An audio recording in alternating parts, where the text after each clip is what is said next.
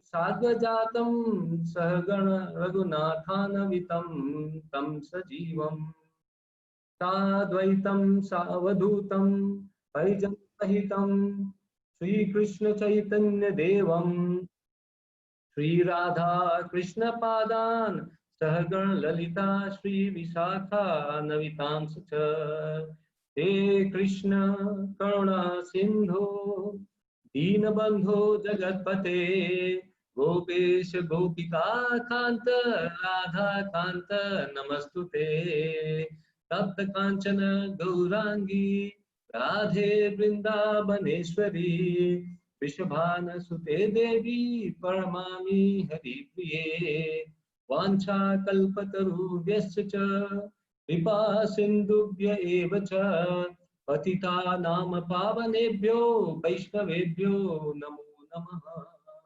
हरे कृष्ण कृष्ण कृष्ण हरे हरे हरे राम राम राम हरे हरे।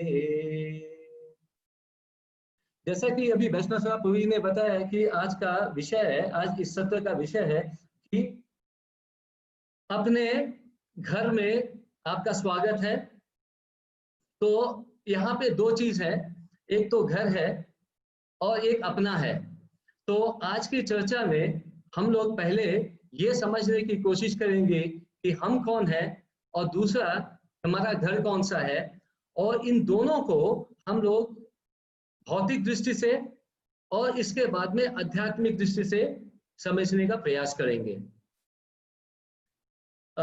इस टॉपिक का basically idea जो है वो इस तरह से है प्रभु जी माता जी कि नॉर्मली हम लोग ये देखते हैं कि जब हम लोग अपने घर को पहुंचते हैं, अपने दिनचर्या के काम को खत्म करके जब अपने हम घर पहुंचते हैं, तो घर पहुंच के एक बहुत ही आत्मिक सुख का अनुभव होता है।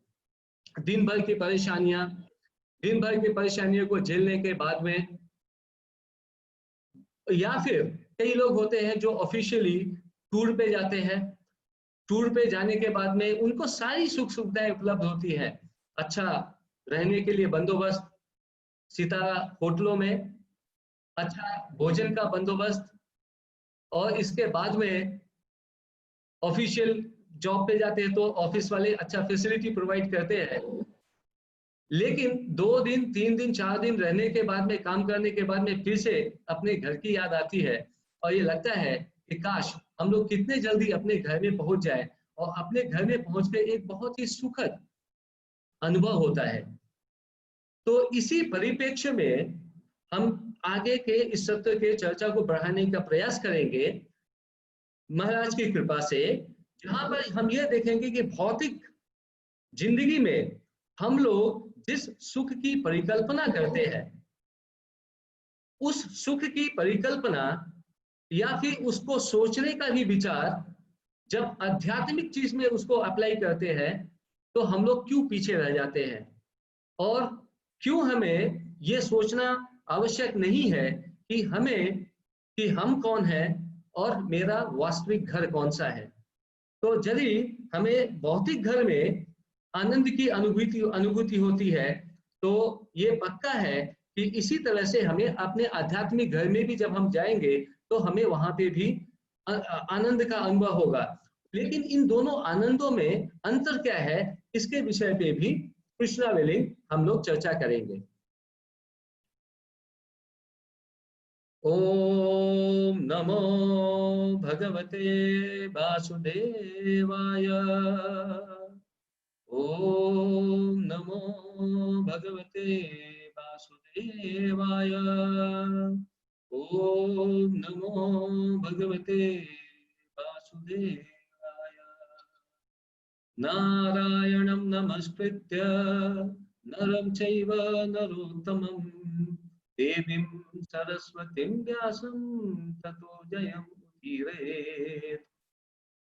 नष्टप्रायेषु अभद्रेषु नित्यं भागवत सेवया भगवती उत्तम श्लोके भक्तिर्भवती नैष्ठिकी। हरे कृष्ण कृष्ण कृष्ण हरे हरे हरे राम राम राम हरे हरे। प्रभु जी, जैसे कि अभी हम लोगों ने ये जरा सा समझने का कोशिश किया था कि हम कौन है और हमारा घर, वास्तविक घर कौन है, और इसको हम लोगों ने समझा था अपने भौतिक परिप्रेक्ष्य के अनुसार से कि हम कौन है और हमारा घर कौन सा है। और यदि हम अपने घर में पहुंच जाते हैं तो हमें अपने घर में पहुंच के कितना आनंद आता है। अब इसी चीज को प्रभु जी, माता जी, हम लोग एक दूसरे एंगल से सोचना शुरू करेंगे कि एक्चुअली पहले हम ये डिफाइन करें कि हम हैं कौन। जब हम ये डिफाइन करेंगे कि हम हैं कौन, तो उसके बाद में ही ये आएगा कि हमारा घर कौन सा है। अर्थात हमको ये पहले समझना है कि हमारी कॉन्स्टिट्यूशनल पोजीशन क्या है। तो जी माता जी, इसको समझने के लिए पहले हम एक भगवत गीता से श्लोक को लेंगे। भगवत गीता से हमें क्या शिक्षा मिलती है, और इसके बाद में हम समझेंगे कि हम कौन है। चूंकि अभी पुरुषोत्तम मास चल रहा है, और इस पुरुषोत्तम मास में सभी को पता ही है भगवान को कितना ये प्रिय मास, कितना प्रिय है। तो इस सत्र में अधिकतर श्लोक जो है वो पुरुषोत्तम मास के श्लोक से ही लिया गया है, 15वें अध्याय से लिया गया है। तो हम शुरू करते हैं सबसे पहले 15वें अध्याय 15 चैप्टर के 7वें श्लोक से, जहां पर भगवान ये बताते हैं कि हम हैं कौन। तो भगवान क्या बोलते हैं? ममेवांशो जीवलोके जीवभूत सनातनः मनः षष्ठानि इंद्रियाणि प्रकृतिम अस्थानि कर्षति। अर्थात मम, मेरा, एव निश्चय ही, अंश, सूक्ष्म कण, जीवलोके बद्ध जीवन के संसार में, जीवभूत बद्ध जीव, सनातन शाश्वत, मनः मन, षष्ठानि 6, इंद्रियाणि इंद्रियों समेत, प्रकृति भौतिक प्रकृति में, स्थानी स्थित, कर्षति संघर्ष करता है। ट्रांसलेशन बाय शील प्रपाद की जय। अनुवाद: इस बद्ध जगत में सारे जीव मेरे शाश्वत अंश हैं। बद्ध जीव के कारण वे छहों इंद्रियों से घोर संघर्ष कर रहे हैं, जिसमें मन भी सम्मिलित है। और प्रभुपाद जी इसके तात्पर्य में शुरू में ही ये बताते हैं कि यह श्लोक जो है हमारे इस जीव के स्वरूप को स्पष्ट करता है कि हम हैं कौन। यहाँ पर जो श्री भगवान ने 2-3 शब्दों का प्रयोग किया है वो क्या है? ममेव अंश, अंश। तो पहले हम लोग ये मेडिटेट करते हैं कि ये अंश जो है, हम जो कि भगवान के अंश हैं, इस तात्पर्य से भगवान हमें क्या समझाने की कोशिश कर रहे हैं कि हम भगवान के अंश कैसे हैं। तो प्रभु जी, माता जी, ऐसा है कि भगवान जो है अपने अंश का विस्तार करते हैं, और जब अपने अंश का विस्तार करते हैं तो वो 2 तरह से विस्तार करते हैं। एक होता है उनका निजी विस्तार, और दूसरा होता है पृथकीकृत विस्तार, अर्थात विभिन्न अंश। निज विस्तार का अर्थ क्या है? कि जहां पे भगवान स्वयं को विस्तार कर रहे हैं। और पृथक का अंश का क्या अर्थ होता है? कि भगवान का एक अंश जो है उस विस्तार में उपयोग हो रहा है। इसको हम लोग एक छोटे से उदाहरण से समझ सकते हैं कि यदि हम दूध लेते हैं और दूध को यदि हम एक पात्र से उसके एक छोटे से अंश को दूसरे पात्र में डाल दें, तो उन दोनों दूधों के पात्रों में दूध के गुण में कोई भी अंतर नहीं होता है। और इसके बाद में एक पात्र से फिर वापस दूसरे पात्र में मिला दे तो दूध जो है वैसे ही दूध रहता है, उसमें कोई भी गुण के हिसाब से परिवर्तन नहीं होता है। यह होता है भगवान का निजी विस्तार। और इसी दूध को यदि हम कुछ प्रोसेस अप्लाई करके उसका हम पनीर बना दें, तो आप ये देखेंगे कि दूध से जो पनीर बना है, अब उस पनीर से वापस हम दूध नहीं बना सकते हैं। यही अर्थ होता है पृथक अंश का। पृथक अंश जो पनीर बना है, इसमें दूध के गुण तो बिल्कुल स्थिति है, बिल्कुल है, लेकिन उस पृथक अंश में वो उस अंश से फिर से वापस दूध का निर्माण नहीं कर सकते हैं।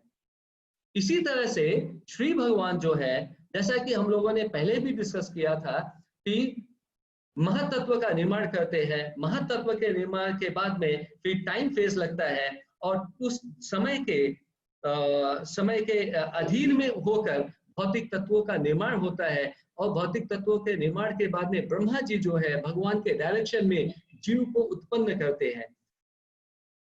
अर्थात जीव जो है वो जो जीव है वो जो है वो भगवान का एक अंश तो हो गया, लेकिन वो भगवान से पृथक है।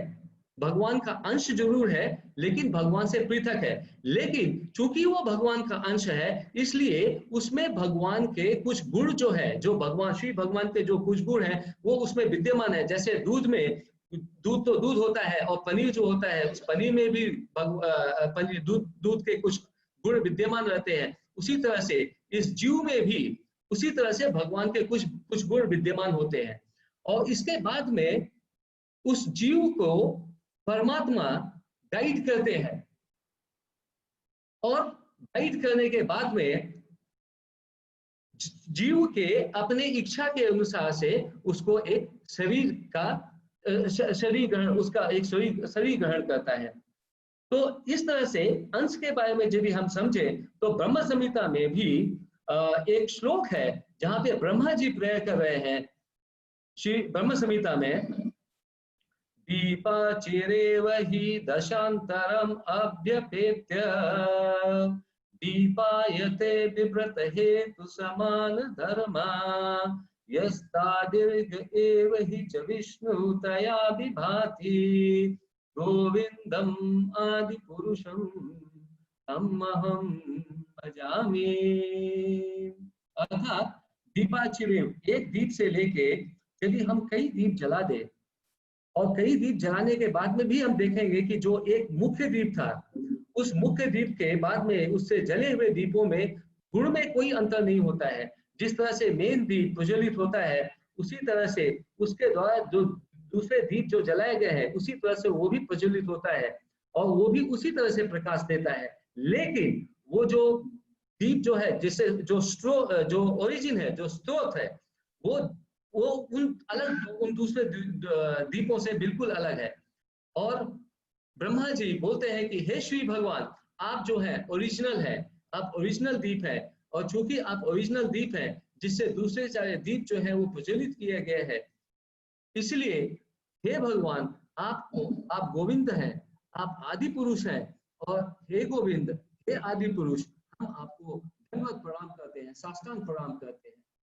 ये होता है भगवान का अंश विस्तार। तो जैसा अभी हम लोगों ने समझने की कोशिश की कि भगवान अपने अंश का विस्तार करते हैं। अंश का विस्तार जो होता है वो दो तरह से होता है, एक होता है स्वांश विस्तार, एक होता है विभिन्नांश विस्तार। स्वांश विस्तार उनका खुद का विस्तार, जैसे कि श्री राम, जगन्नाथ भगवान,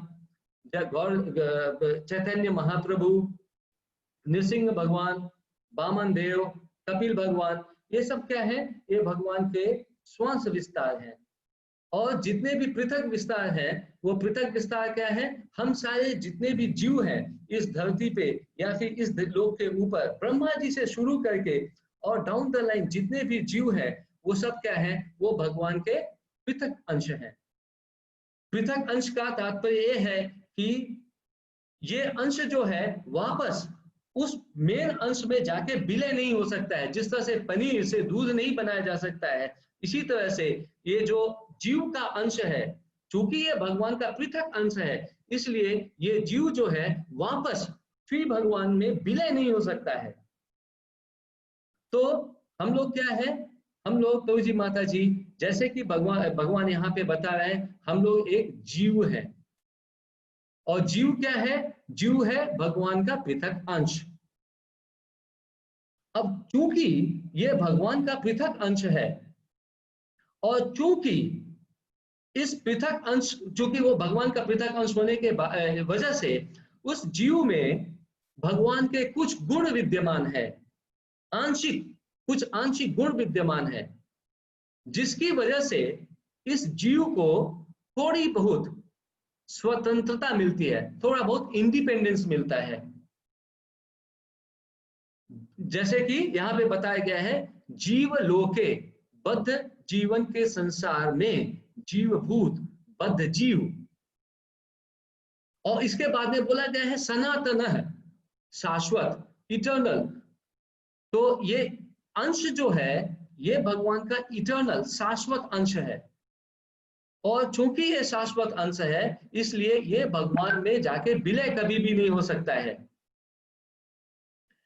अब स्थिति ये आती है कि चूंकि इस जीव को थोड़ी बहुत स्वतंत्रता मिली है, इस स्वतंत्रता को ये जीव क्या है, दुरुपयोग या उपयोग करना शुरू करता है। तो ये प्रश्न ये उठता है, ये बहुत ही नेचुरल प्रश्न है कि भगवान ने हमें ये शरीर तो दिया, भगवान ने हमारी ये सारी इंद्रियां तो बना दी, और इन ज्ञान इंद्रियों का एक विषय भी है, और इस विषय के लिए हम लोग कार्यरत हैं, अर्थात हाथ हमारे हैं, ये हाथों से हम कुछ काम कर सकते हैं। आंख हमारे हैं, आंखों से हम देख सकते हैं, कान से हम सुन सकते हैं। लेकिन जो सूक्ष्म इंद्रियां हैं, मन तथा बुद्धि, भगवान ने बनाया ही क्यों? भगवान को बनाने की क्या आवश्यकता पड़ी? और भगवान ने ये इंद्रियों का गिफ्ट जो है इस जीव को क्यों दे दिया? तो इस प्रश्न का उत्तर यहीं से हमें मिलता है कि ये जीव जो है, क्योंकि इसको थोड़ी बहुत स्वतंत्रता मिली है। अब स्वतंत्रता जब मिली है तो इस स्वतंत्रता का उपयोग या फिर दुरुपयोग करने के लिए मन और बुद्धि की आवश्यकता पड़ेगी। तो श्री भगवान ने ये सोचते हुए कि देखा कि हाँ भाई, इस जीव की तो कुछ तो इच्छा है, उस इच्छा की पूर्ति के लिए हमें मन को भी देना होगा और बुद्धि को भी देना होगा, ताकि वो मन से एक अपनी दिशा को निर्धारित करें और बुद्धि का प्रयोग करते हुए उस दिशा के कार्यरत होकर अपनी सारी इंद्रियों का प्रयोग करे। और उसको यही आजादी मिली, थोड़ी सी आंशिक आजादी, कि वो मन को किस दिशा में ले जाने की अपनी इच्छा को जाहिर करता है।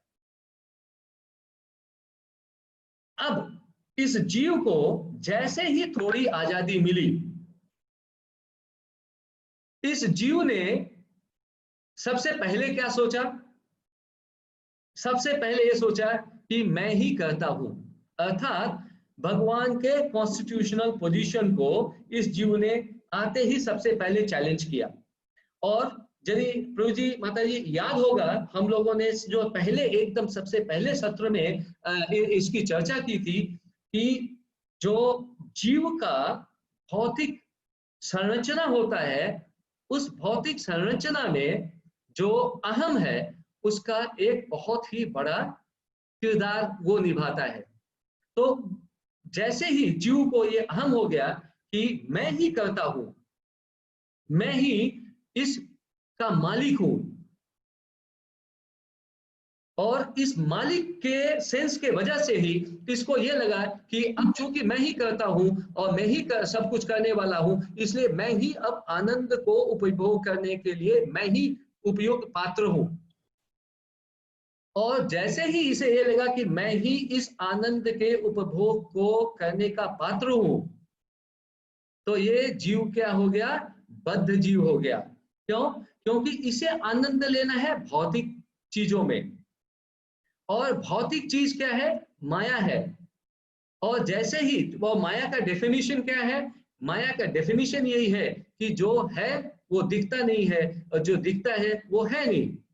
अर्थात हम जिस चीज में आनंद लेने की कोशिश कर रहे हैं उस चीज में आनंद नहीं है, और जिस चीज में हम आनंद लेने की कोशिश कर रहे हैं वो चूंकि आनंद नहीं है, और उस वजह से जितनी इंद्रियों को हम उसके अंदर भगाते हैं वो जो चलना होता है वो बिल्कुल अलग गलत दिशा में चलना शुरू कर देता है।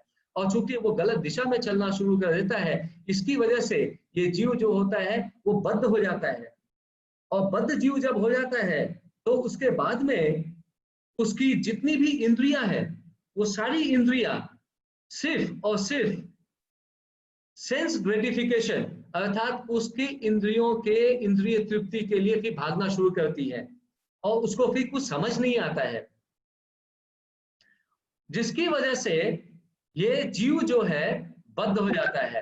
अब जब मतलब हम लोगों ने क्या समझा, एक कि भगवान के विस्तार की वजह से, भगवान के अंश के विस्तार की वजह से हम लोग जीव बने। जीव जो है भगवान के पृथक अंश का विस्तार है। चूंकि ये पृथक अंश का विस्तार है, इसकी वजह से हमें क्या हुआ, थोड़ी आजादी मिली, और इस जैसे ही थोड़ी आजादी मिली, इस आजादी का हमने क्या किया, दुरुपयोग करना शुरू किया। और जब दुरुपयोग करना शुरू किया और हम बद्ध जीव बन गए, तो इसके बाद में क्या हुआ, हमें आनंद लेने की कामना शुरू हो गई। और जब हमारी ये कामना शुरू हो गई हमारी आजादी की वजह से, तो फिर भगवान अर्जुन को क्या बता रहे हैं दूसरे श्लोक में, शरीरम यत अवाप्नोति यच्च उत्क्रमात् ईश्वरः गृहीत्वा एतानि संयाति वायुर्गन्धानिव आशयात्। अर्थात इस संसार में जीव अपनी देहात्म बुद्धि को एक शरीर से दूसरी शरीर में उसी तरह ले जाता है जिस तरह वायु सुगंधि को ले जाता है। इस प्रकार वह एक शरीर धारण करता है, फिर इसे त्याग कर दूसरा शरीर धारण करता है। अर्थात भगवान यहाँ पे फिर से अर्जुन को ये एक्सप्लेन कर रहे हैं कि चूंकि जीव बद्ध हो गया है और उस बद्ध जीव को आनंद लेने की कामना हो गई है, तो वो कामना की पूर्ति कैसे करेगा। उस कामना की पूर्ति के लिए भगवान ने उस जीव को एक शरीर दे दिया। तो भगवान क्या बोले, शरीरम यत् अवाप्नोति।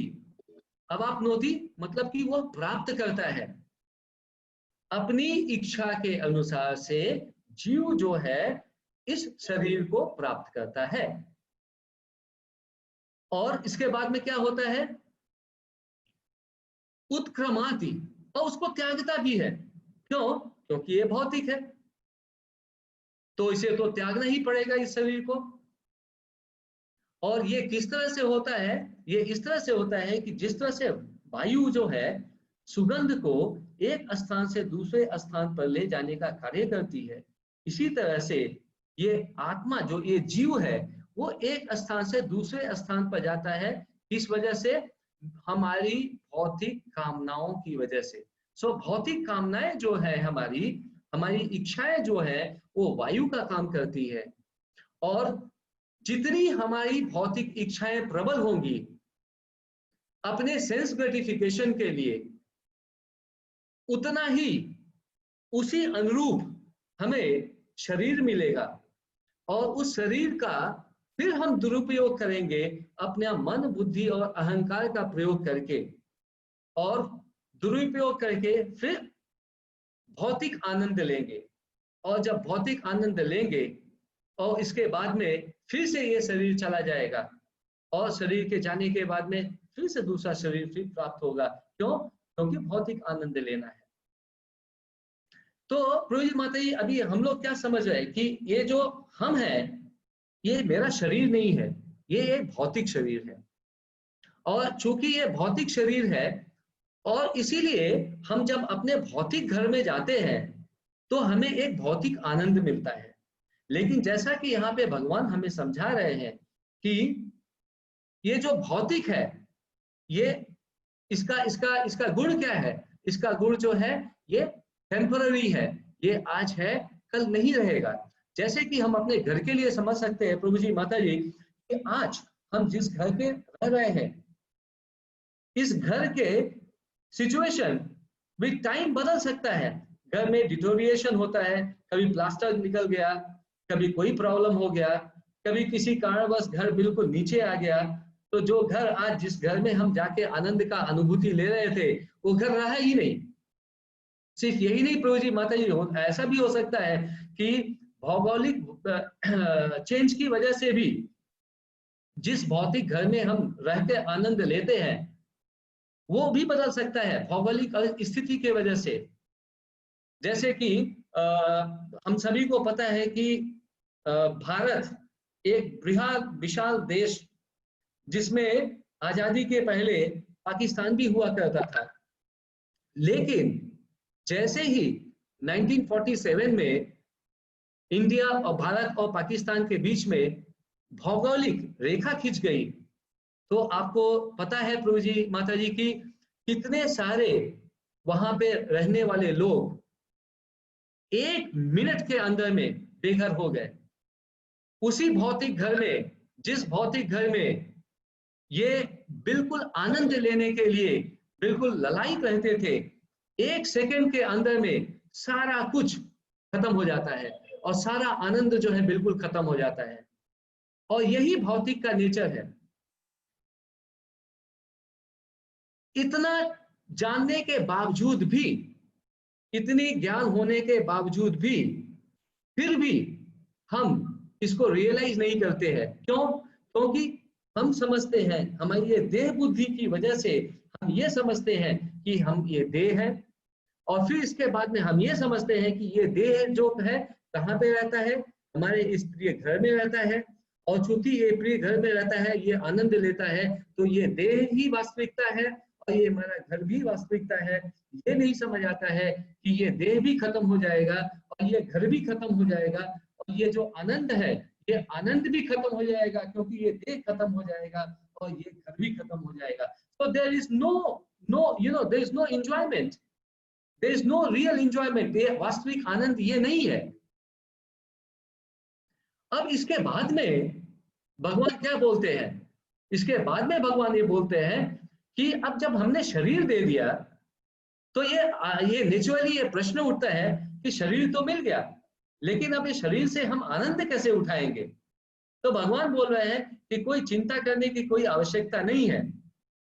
अब मैं तुमको बहुत कुछ और गिफ्ट दूंगा, बहुत कुछ और साथ में दूंगा। तो भगवान क्या देते हैं?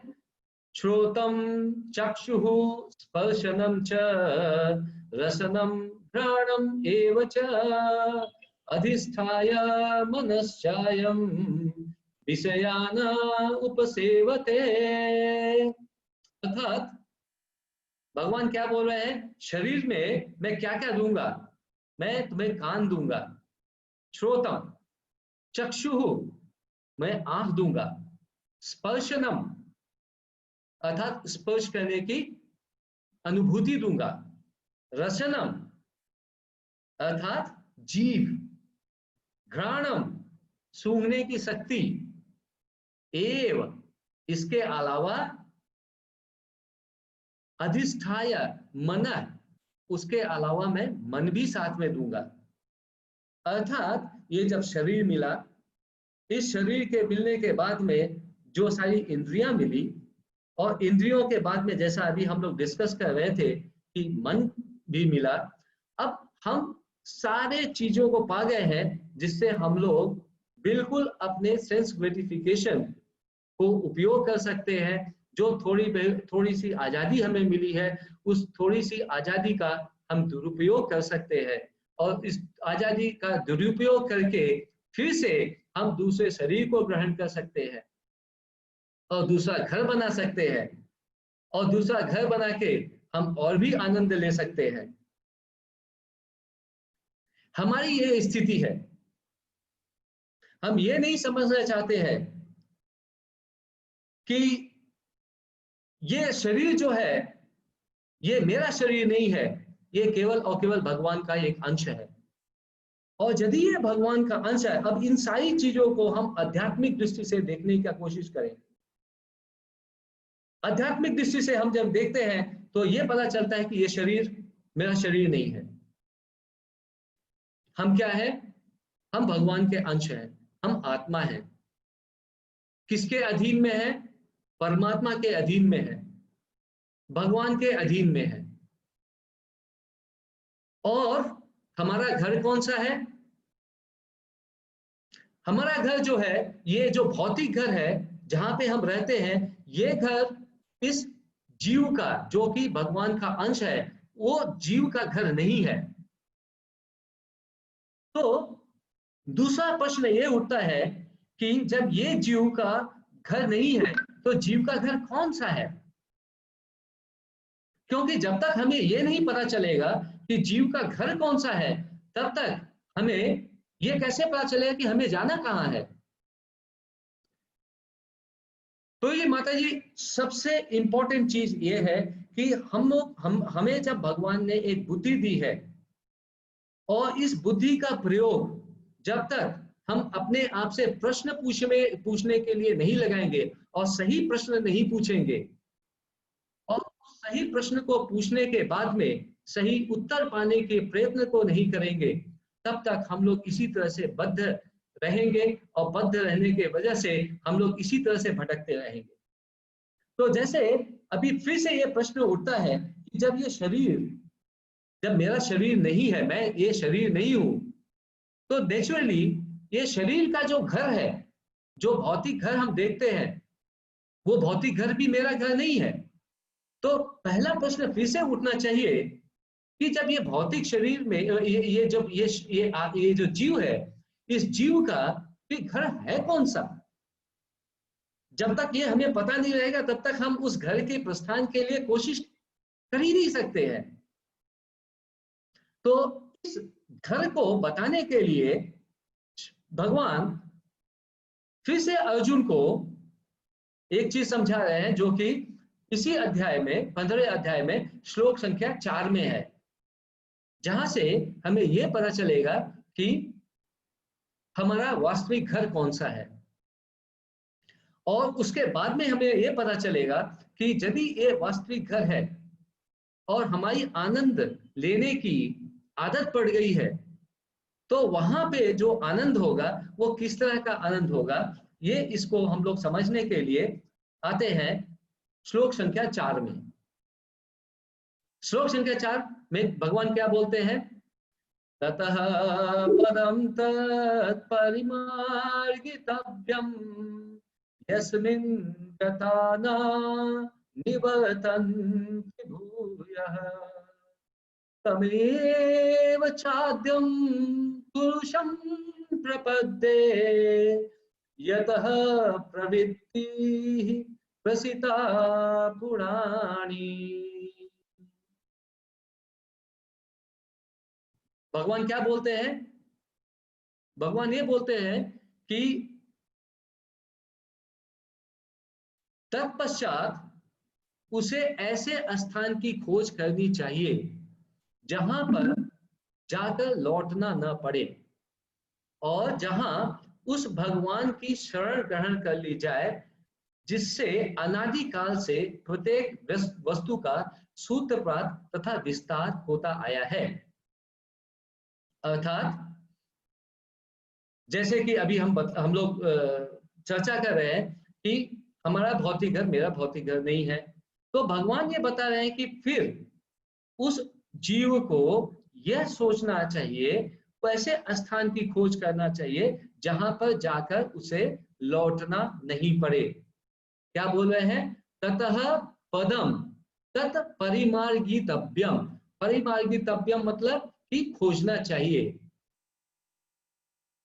यस्मिन, जहां पर, गता, जाकर, न, कभी नहीं, निवर्तन्ति, वापस वह फिर नहीं आएगा। ये कितनी इंपॉर्टेंट बात है गुरु जी माता जी की।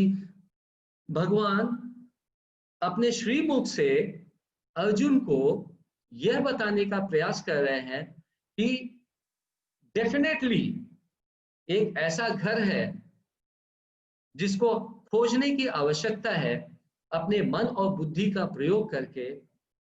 जिस घर से हमें पहुंचने के बाद में फिर से आने की आवश्यकता नहीं पड़ती है, एक।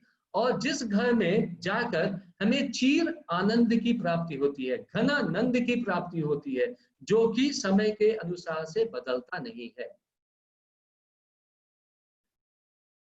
और ये कौन सा स्थान है जो कि भगवान ये बताने का कोशिश कर रहे हैं कि जो बदलता नहीं है? तो इस प्रश्न के उत्तर के लिए हमें श्लोक संख्या हमें हमें जाना पड़ेगा भगवत गीता के 8वें अध्याय में श्लोक संख्या 300 श्लोक संख्या हमें जाना पड़ेगा श्लोक संख्या 21 में, जहां पर हमें भगवान बता रहे हैं कि किस तरह से हम ये समझ सकते हैं कि कौन सा ऐसा धाम है जहां पर हम जाते हैं तो हमें वापस आने की आवश्यकता नहीं पड़ती है, न निवर्तन्ते। तो भगवान 8वें अध्याय के 21वें श्लोक में अर्जुन को क्या बता रहे हैं? अव्यक्तो अचर इत्य उक्त तम आहुः परमां गतिम् यं प्राप्य न निवर्तन्ते तद्धाम परमं मम। भगवान क्या बोल रहे हैं? अव्यक्त, अप्रकट अर्थात अप्रकट, अक्षर अर्थात जो अविनाशी है, इति इस प्रकार उक्त कहा गया, तम उसको आहु कहा जाता है, परमाम परम गतिम गंतव्य, परमाम गतिम अर्थात सबसे बढ़िया डेस्टिनेशन। हम लोग भौतिक अपने घर में क्या देखते हैं तो ये किस प्रकार से ये बदलते रहता है। आज अभी हम लोग इस घर में हैं तो इस घर का एड्रेस जो है कुछ अलग है, कल शायद किसी दूसरे घर में चले जाए किसी कारणवश तो उसका एड्रेस अलग हो जाएगा।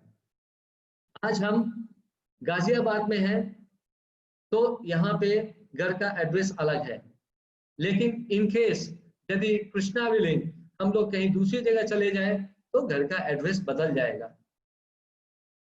अर्थात जो भौतिक घर है वो बदलने के लिए हर समय बदलने की उसकी संभावना बनी रहती है, क्योंकि वो फिक्स्ड है ही नहीं। इसलिए भगवान यहाँ पे पहला क्वालिटी जो परम धाम का है उसका क्या बता रहे हैं कि जो अव्यक्त है। अव्यक्त का एक्चुअली इंग्लिश में ट्रांसलेशन है एब्सोल्यूट, और एब्सोल्यूट का ट्रांसलेशन है कि फ्री फ्रॉम चेंज, अर्थात जो कि समय के अनुसार जो धाम बदलता नहीं है, जो धाम भौगोलिक सिचुएशन के अनुसार से नहीं बदलता है, जो धाम हमारी इच्छा के अनुसार से नहीं बदलता है, जो धाम अव्यक्त है, एब्सोल्यूट है, पहला कंडीशन वो है। और दूसरा क्या है? अक्षरः, जिसमें कोई क्षय नहीं होता, जिसका विनाश नहीं होता है। भौतिक घर में देखिए उसका विनाश होना निश्चित है। कोई भी घर हम लेते हैं उसका एक लाइफ होता है, उस लाइफ के ऊपर जो चल गया तो ये कृष्ण कृपा है, नहीं तो वो घर कुछ समय के बाद में जो हम लोग बनाते हैं वो उसका अविनाश, वो निश्चय ही बिल्कुल उसका विनाश होना निश्चित है। तो भगवान यहाँ पे वो बोल रहे हैं कि उनका जो परम धाम है वो क्या है?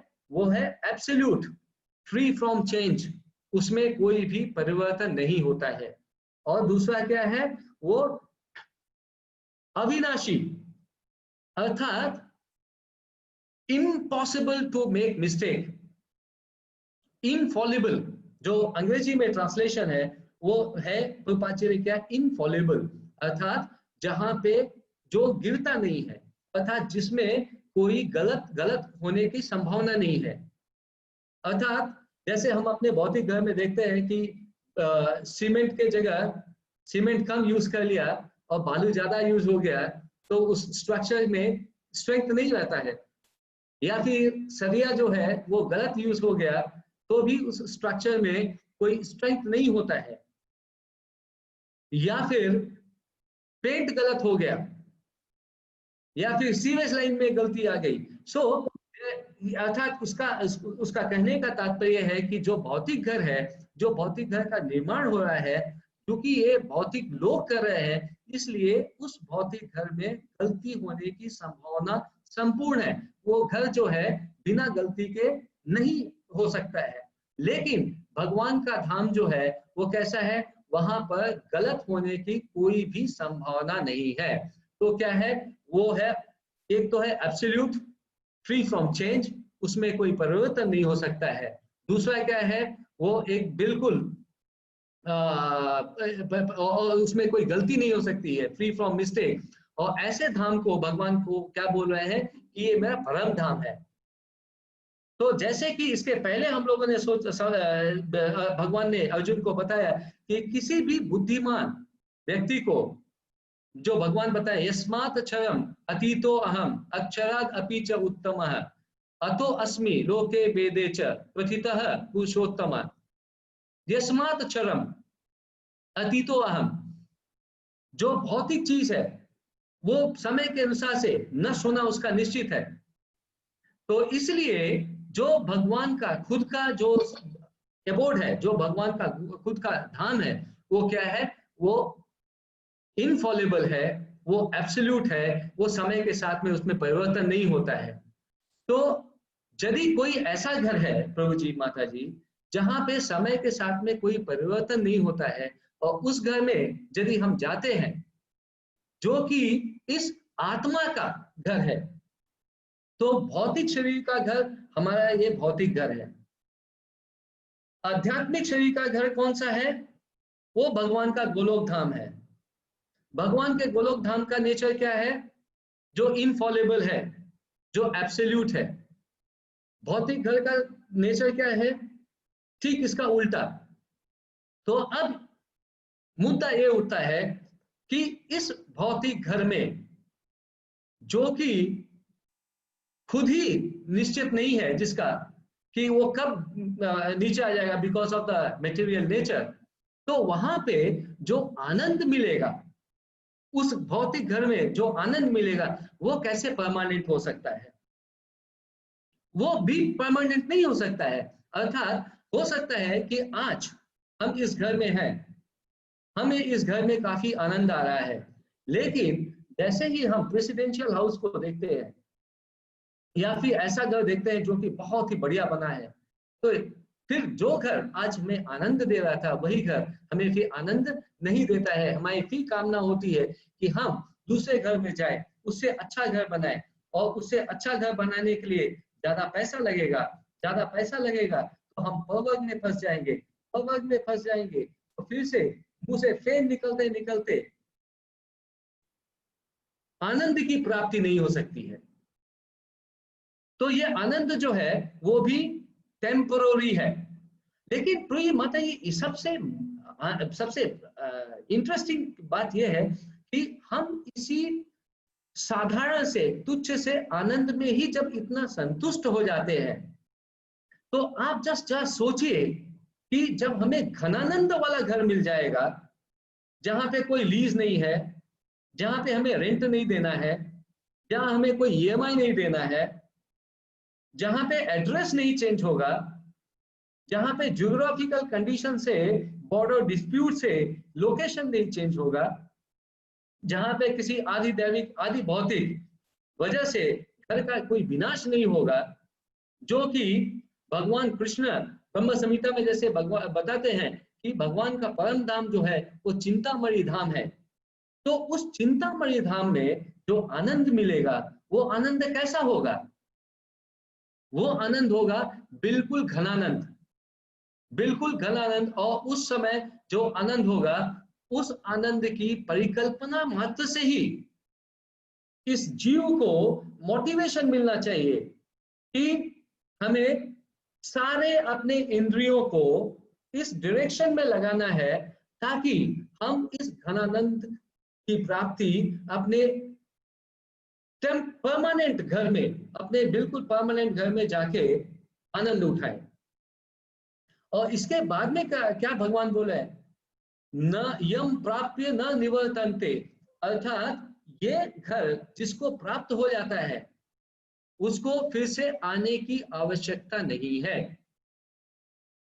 तो ये कितना बड़ा भगवान का ये गिफ्ट है कि जब ये आत्मा अपने ओरिजिनल धाम पे पहुंच जाता है, जो भगवान का श्री धाम है, तो उस श्री धाम पे फिर से दूसरा शरीर लेके वापस आने की आवश्यकता नहीं है।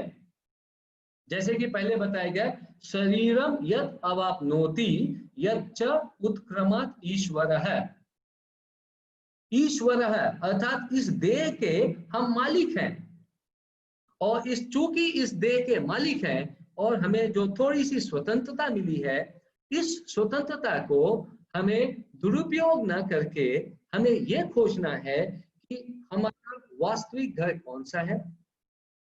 और जैसे ही हमें ये पता चलता है कि मेरा वास्तविक घर जो है वो भगवान का धाम है, तो अब सारी इंद्रियों को लगाना है, सारा मन और बुद्धि को लगाना है कि हम क्या करें कि हम अपने वास्तविक धाम पे पहुंचे।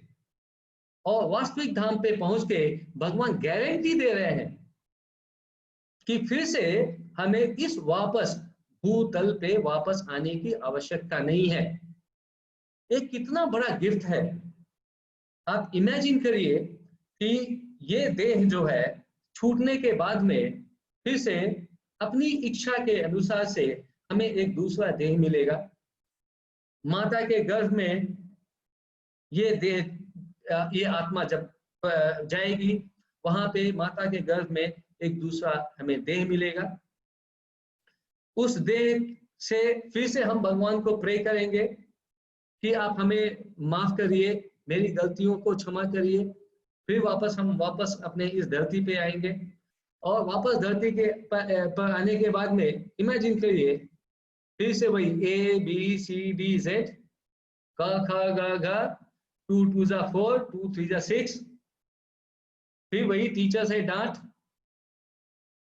वही फिर एग्जाम का प्रेशर, एग्जाम में पास हो गए, यदि अच्छा नंबर नहीं आया फिर प्रेशर, माँ बाप का डांट, गुरु का डांट।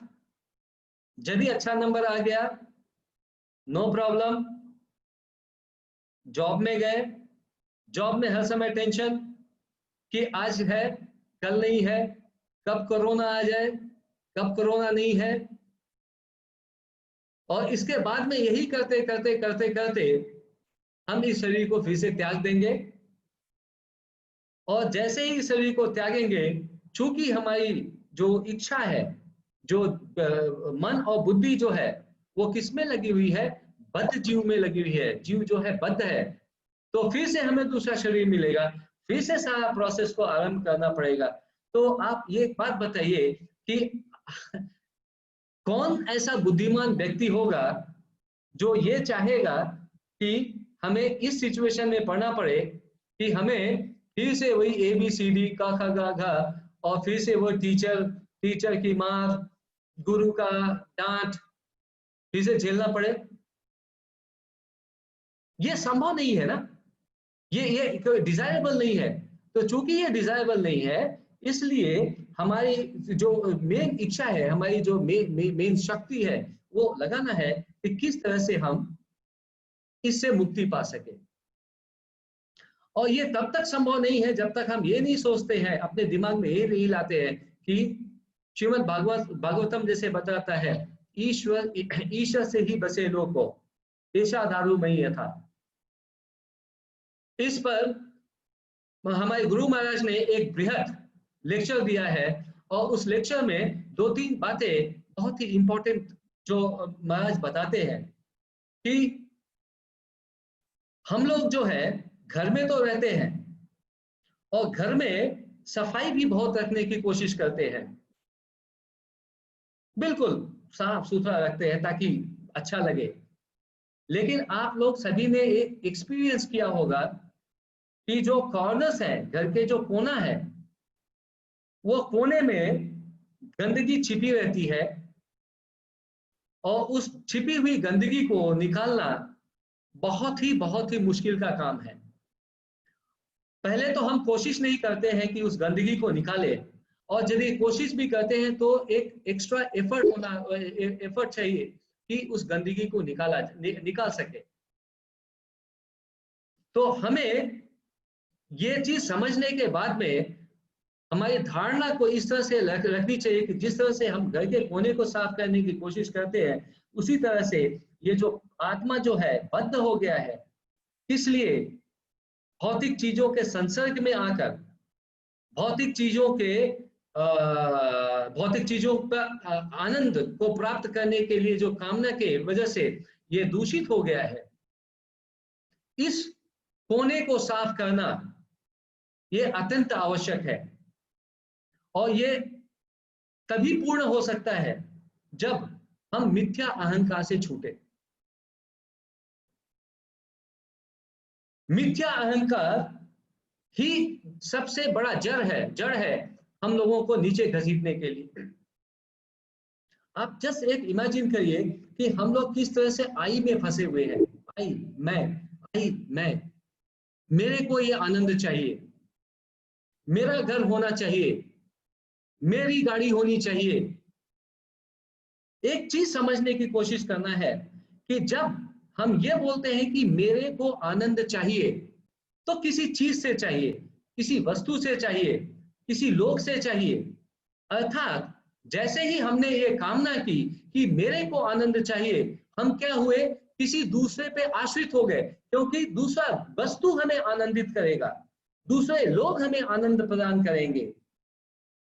और जैसे ही हम दूसरे के ऊपर निर्भर हो गए, दूसरे के ऊपर डिपेंड हो गए,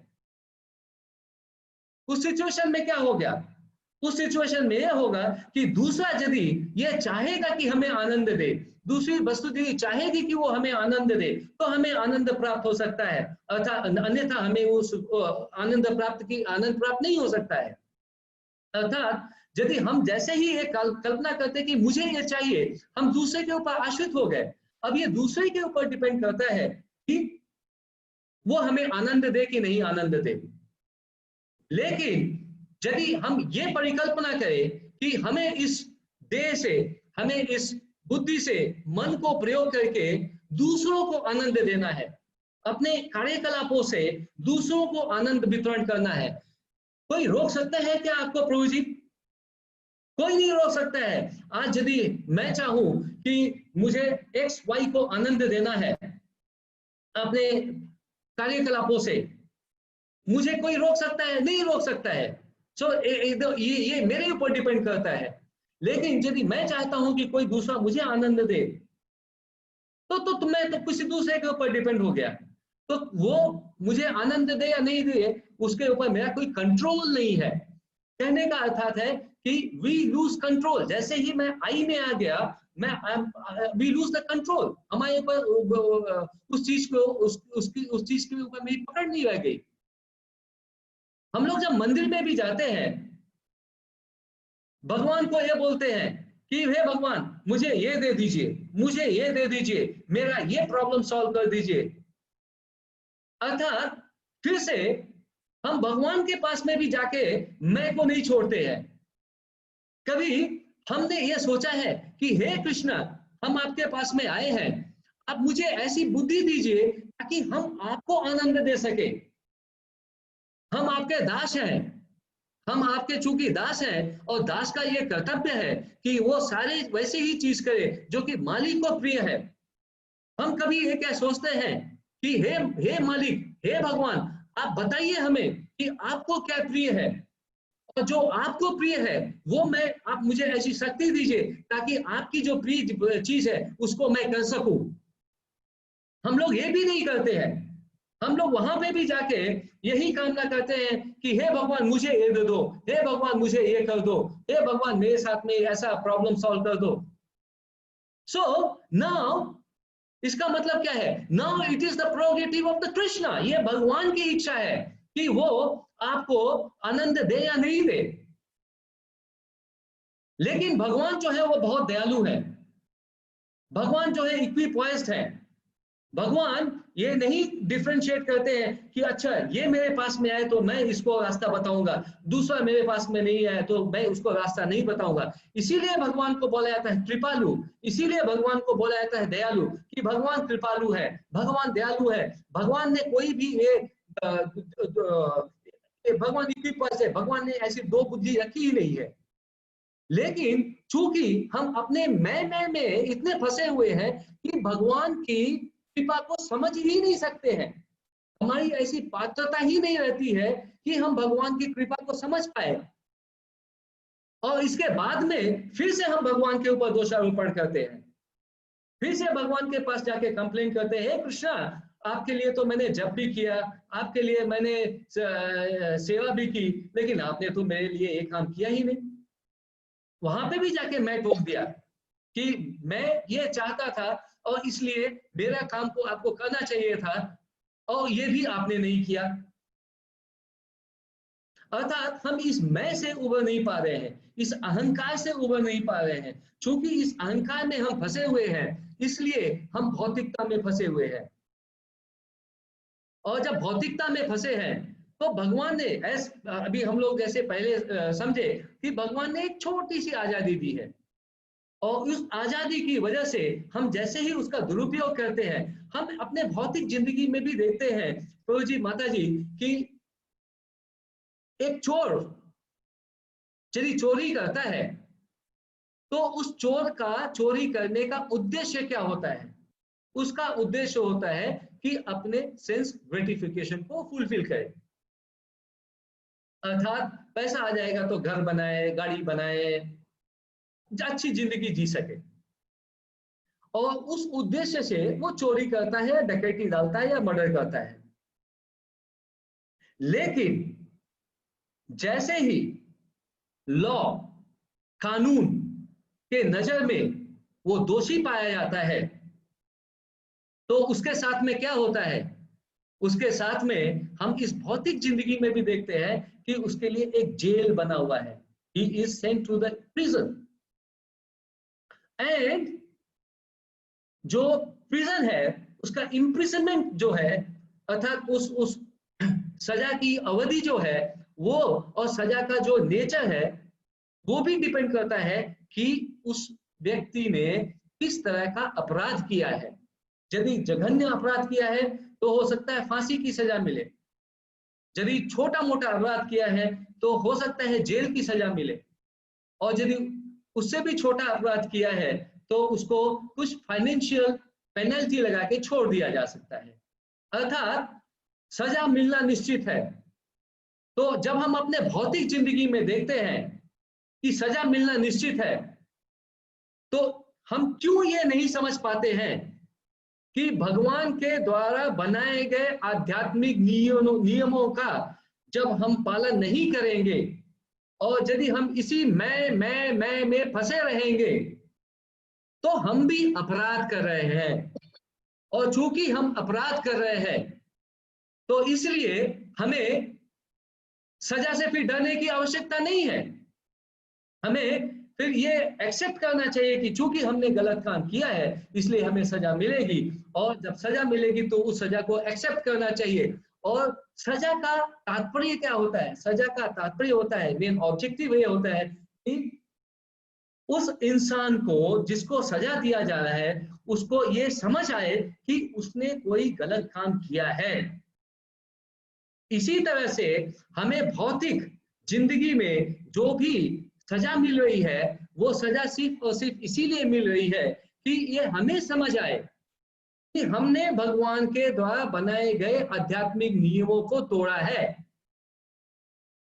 और यदि नहीं समझ आया तो हमें सजा मिलती रहेगी, सजा मिलती रहेगी, और उसके लिए फिर हमें कंप्लेन नहीं करना चाहिए। We can't go to Krishna and complain to him, हे कृष्णा आपने ये क्या किया, मुझे ये क्यों सजा दे दिया, मेरा हेल्थ गड़बड़ हो गया, मेरा प्रॉपर्टी चला गया, I have been subjected to a lot of material issues, material problems. हम जाके भगवान को कंप्लेन नहीं कर सकते हैं।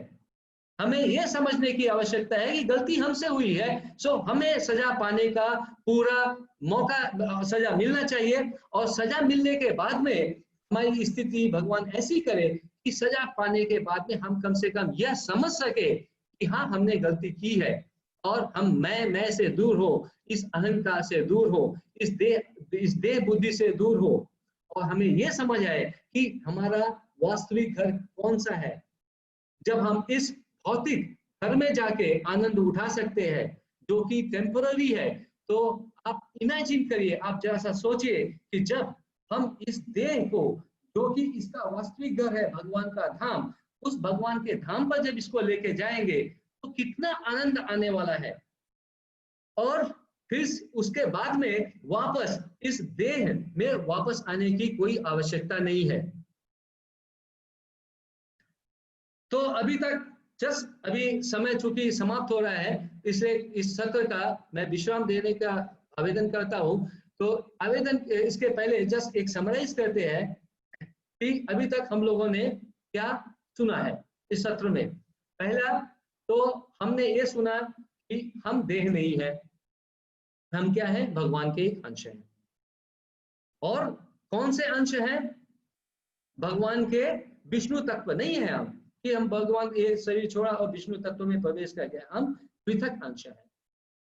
इसलिए हम भगवान में जाके मर्ज नहीं कर सकते हैं। हमारा स्वरूप क्या है? कृष्ण का दास। और हम ये चीज को सोचें कि हम जब भौतिक घर में रह के इतना आनंद भौतिक घर की सुख सुविधा के उठा सकते हैं और आनंद ले सकते हैं जो कि टेम्पररी नेचर का है, तो हमें क्यों नहीं ऐसा कोशिश करना चाहिए कि हमें परमानेंट घर मिले, अस्थाई घर मिले, अस्थाई आनंद मिले, जिसमें कोई परिवर्तन नहीं हो, जिसका पोस्टल एड्रेस में कोई चेंज नहीं हो। कृष्णा विलिंग इस सत्र के कथा का विराम यहीं पे देते हैं। और यदि वैष्णव सेवा प्रभु जी अलाउ करेंगे तो इस सत्र को हम थोड़ा सा कंटिन्यू करेंगे, इस चीज को समझने के लिए कि कैसे हम भगवान के चरणों पर नहीं, पहले हम ये समझेंगे कि हमें यदि घर पे जाना है तो उस घर पे जाने के लिए क्या कंडीशन है, वो घर कैसा है, वो घर के मालिक कौन है, उन घर के मालिक से हमें कैसे रिक्वेस्ट करना है कि वो घर के मालिक हमें ऑथराइज करे कि हम उस घर पे जाए। इसके विषय पे हम लोग थोड़ा सा चर्चा करेंगे कि किस तरह से सरेंडर करना है, किस तरह से विश्वास रखना है, और अपनी भक्ति के पालन करते हुए, भक्ति से सेवा करते हुए हम अपने इस गोल को कैसे अचीव कर सकते हैं, कैसे प्राप्त कर सकते हैं। जय श्री प्रभुपाद की जय। जय श्री महाविष्णु गोस्वामी महाराज की जय। समस्त भक्त बिंद की जय। निताई गौर प्रेमानंदे। हरि हरि बोल। हरे कृष्णा वैष्णव प्रभु जी। हरे कृष्णा। हरे कृष्णा। दंडवत प्रणाम प्रभु जी। अभी दंडवत प्रणाम आपने प्रभु। क्या किया, हमको उलझन में डाल दिया है। क्यों, क्या हो गया प्रभु जी? क्योंकि आपने हमारी उत्कंठा बढ़ा दी है। ये लेकर अभी तो हमको अगला पार्ट तो लेना ही पड़ेगा इसी विषय पे लेके प्रभु जी। जी बहुत बहुत धन्यवाद प्रभु जी। हाँ, बहुत आप तो अलाउ करेंगे तो डेफिनेटली कृष्णा वाली महाराज की कृपा रहेगी, आप लोग का आशीर्वाद रहेगा तो डेफिनेटली इसके बाद में चर्चा कंटिन्यू करेंगे प्रभु जी। तो सस्पेंस हमारा हम आगे और लेके जाएंगे। आध्यात्मिक सस्पेंस है। बहुत सुंदर प्रभु जी, बहुत आनंद आया। तो अभी थोड़ा लेट हुआ इसलिए प्रश्नोत्तर मैं अभी नहीं, आज नहीं लूंगा, लेकिन भविष्य में हम ले लेंगे प्रश्नोत्तर। थोड़ा लेट हुआ है क्योंकि जरा यहाँ पे मीटिंग है प्रभु जी, इसलिए हम यहाँ पे चर्चा सत्र हम यहाँ पे कंप्लीट करते हैं। और बहुत बहुत धन्यवाद सभी भक्तों का जो सुन रहे हैं, प्रभु जी का भी बहुत बहुत धन्यवाद। और कल मेरे अभी जो जुड़ने वाले उनका हम 10 मिनट में, अभी आपको आधा घंटे में पोस्टर भेज देंगे। जिन लेक्चर, मेरे ख्याल से 1 सेकंड चालू रखना, मैं अनाउंसमेंट कर देता हूँ, 1 सेकंड खाली।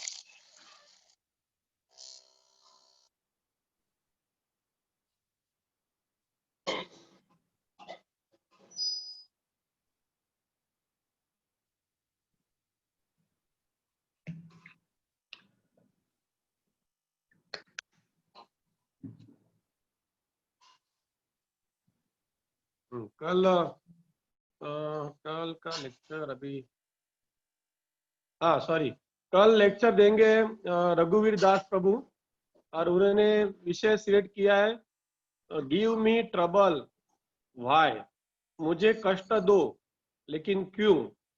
वो कल उनका विषय है कि मुझे कष्ट दो लेकिन क्यों, गिव मी ट्रबल व्हाई। ये रघुवीर दास प्रभु जी का कल का विषय है, बहुत रहस्यमय विषय है। तो देखते हैं हम लोग कल वापस जुड़ जाएंगे आध्यात्मिक चर्चा सत्र में। तो मंदिर की तरफ से और सभी श्रोताओं की तरफ से, सभी भक्तों की तरफ से श्याम सुंदर प्रभु बहुत बहुत धन्यवाद। बहुत ही अच्छी तरह आपका क्लास प्रेजेंट करते हैं, बहुत उत्कंठा बढ़ जाती है और सुनने की इच्छा होती प्रभु जी सब आप लोग का आशीर्वाद, गुरु महाराज की बहुत बड़ा आशीर्वाद है प्रभु जी। है। यही हम महाराज जी से प्रार्थना करते हैं। जी जी, आप महाराज से प्रार्थना करिए, राधा नील माधव से हम लोग सभी के लिए प्रार्थना करिए प्रभु जी। बहुत बहुत कृपा है प्रभु जी आप लोगों। थैंक यू प्रभु जी, थैंक हरि बोल, हरे यू। कृष्ण प्रभु जी। धन्यवाद।